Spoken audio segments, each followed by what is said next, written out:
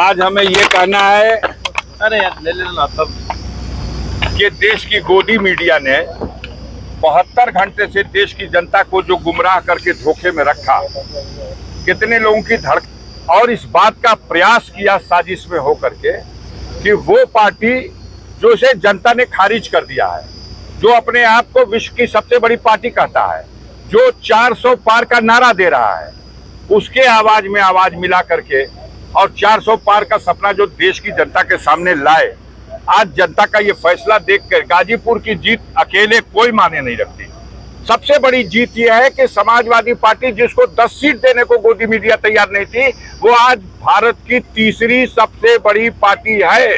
अपने दम पर समाजवादी पार्टी तीसरी सबसे बड़ी पार्टी बन गई। अफजाल अंसारी की जीत में तो तमाम प्रश्न चिन्ह थे। आपका प्रश्न था कि बसपा के समझौते में आप जीते थे, इस बार बसपा अलग लड़ रही। आपका प्रश्न था, पहले तो मुख्तार हुआ करते थे, पहली बार मुख्तार विहीन चुनाव हो रहा।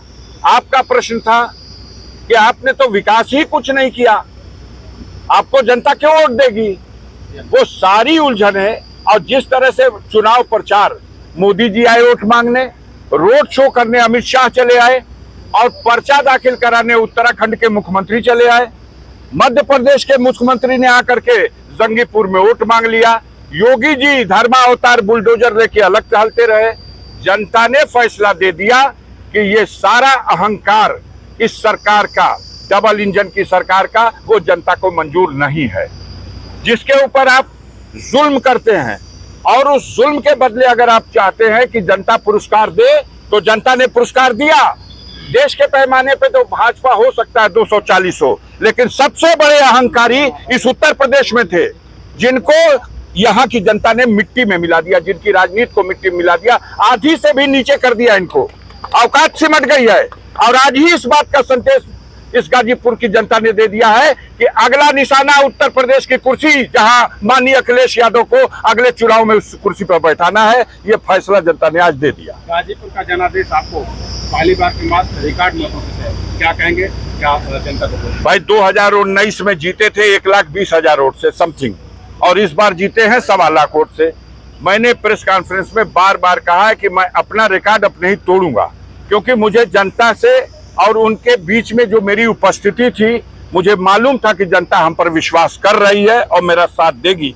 जनता को पता है कि अफजाल अंसारी को षड्यंत्र करके जेल में डाला जाता है और फिर कहा जाता है विकास आपने किया। कहाँ किया? आप तो मुकदमे में दौड़ते रहे।